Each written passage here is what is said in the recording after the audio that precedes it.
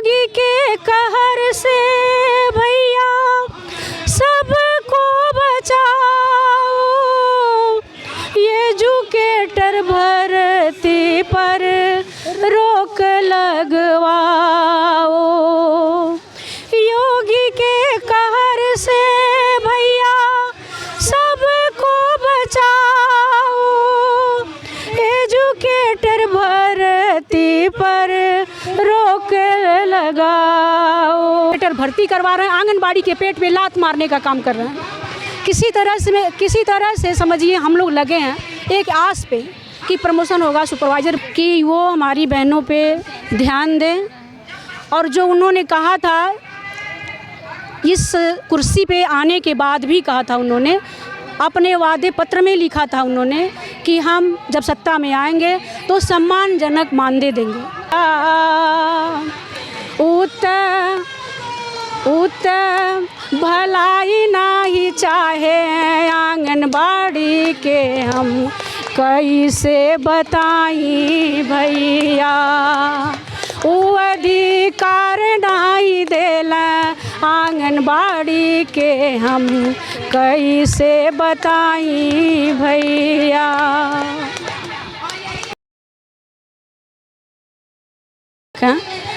उनके माध्यम से उनको हम हौसला उनका बढ़ाते हैं। मेरे से ही संगठन है और वो हमारे आगे चलते हैं और उनके मार्गदर्शन में हम लोग काम करते हैं अपना। उनके ज़रिए जो है हम संगठन को और मजबूत करना चाहते हैं और अपने हक अधिकार को लेना चाहते हैं। तो उनके साथ हमने गीत बनाया है योगी जी के प्रति, तो सुनाते हैं। लाज बचा लो आके ओ गिरधारी, लाज बचा लो आके ओ गिरधारी, बहना पुकारे तुझको कृष्ण मुरारी। लाज बचाओ मेरी ओ गिरधारी, बहना पुकारे तुझको कृष्ण मुरारी। योगी के कहर से भैया सबको बचाओ, एजुकेटर भर्ती पर रोक लगवाओ। योगी के कहर से भैया सबको बचाओ, एजुकेटर भर्ती पर रोक लगाओ। रोक लगा के भैया बहनों को बचाओ, रोक लगा के भैया बहनों को बचाओ, बहना पुकारे तुझको लाज बचाओ, बहना पुकारे तुझको लाज बचाओ। 6,000 रुपये में होता ना गुजारा, घर गृहस्थी लगता अब ना हमारा। 6,000 रुपये में होता ना गुजारा, घर गृहस्थी लगता अब ना हमारा। बच्चों की पढ़ाई अब कैसे होगी पूरी, बच्चों की पढ़ाई अब कैसे होगी पूरी, बहना पुकारे तुझको कृष्ण मुरारी, बहना पुकारे तुझको कृष्ण मुरारी।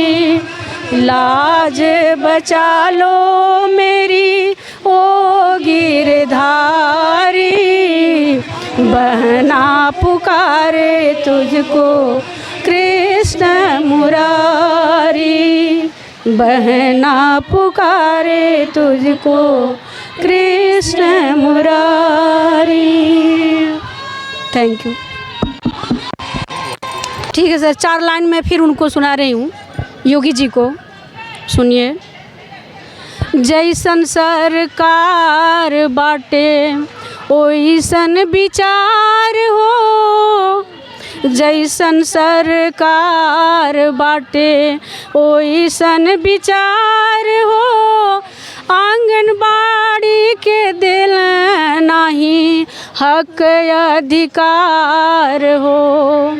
जैसन सरकार बाटे ओइसन विचार हो, आंगनबाड़ी के दिल नाही हक अधिकार हो।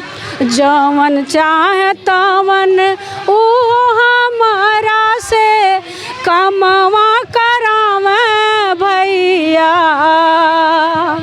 जवन चाहे तवन ओ हमारा से कमवा करावे भैया। उत भलाई नाही चाहे आंगनबाड़ी के, हम कैसे बताई भैया। वो अधिकार नहीं देला आंगनबाड़ी के, हम कैसे बताई भैया।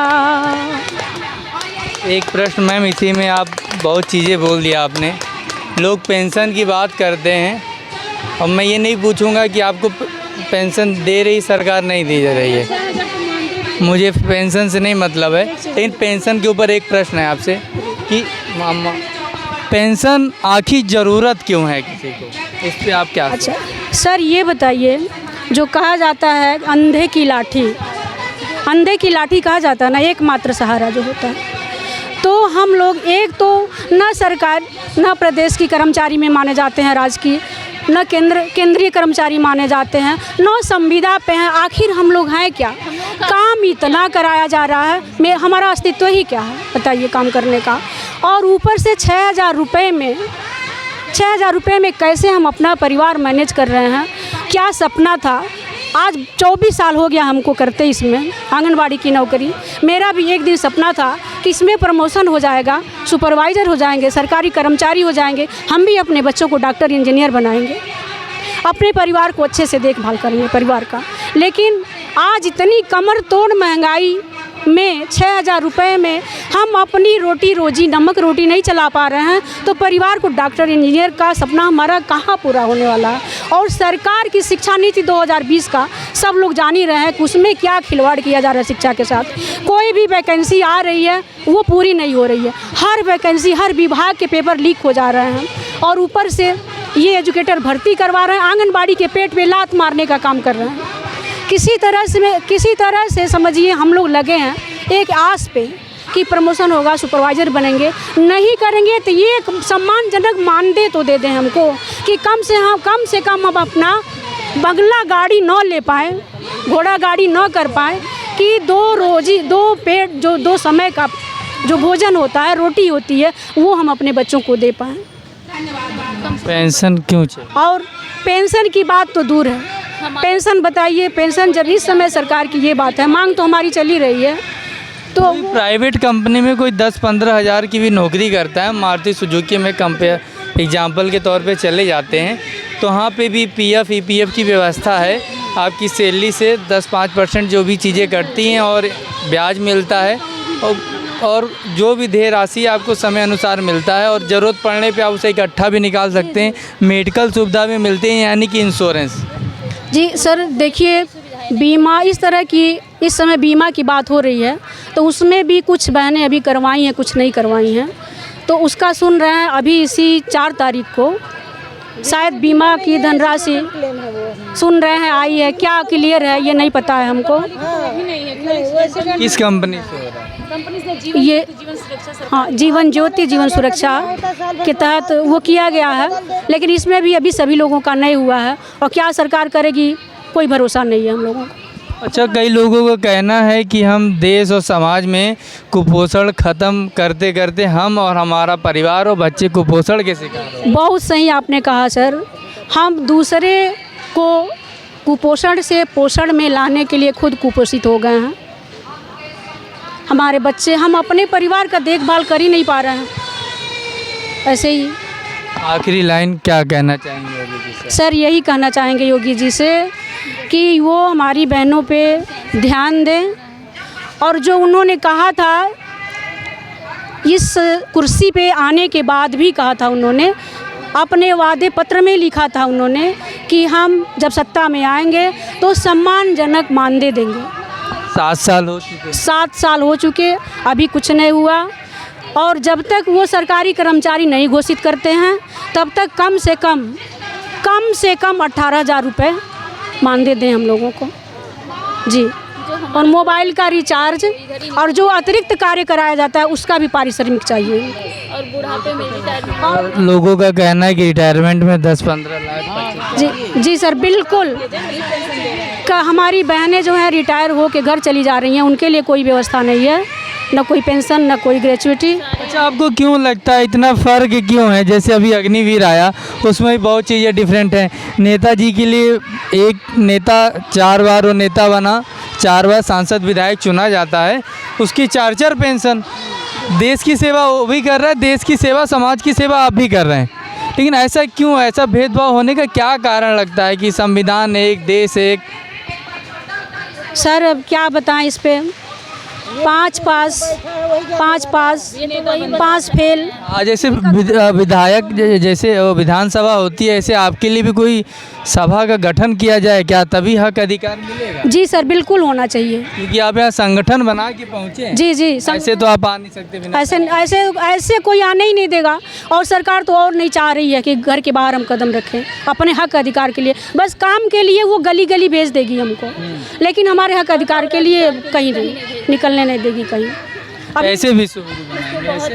अभी तो रात ही में सर यहाँ पे प्रशासन के लोग इतना पीछे पड़े थे कि खाली कर दो भगाने के चक्कर में 12 बजे रात तक हम लोग जो है इधर उधर यहीं पे, हाँ हम लोग यहाँ बिखरे हुए थे। और उन लोगों का कहना यही था कि किसी तरह से इनको गार्डन खाली करना है। यही तो है सरकार का मंशा हमारे प्रति। नहीं, बिल्कुल हम लोग खाली नहीं करेंगे। आप भी डट गए थे कि हम भैया आओ आर पार की? जी बिल्कुल, आर पार की लड़ाई है इस बार।